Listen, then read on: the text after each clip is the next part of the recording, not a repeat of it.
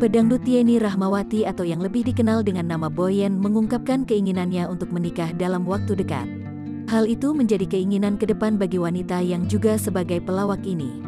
Nikahlah, tawa, ungkap Boyen saat menghadiri acara Bigo Award Gala 2022 di kawasan Kuningan, Jakarta Selatan, Kamis tanggal 27 Januari tahun 2022.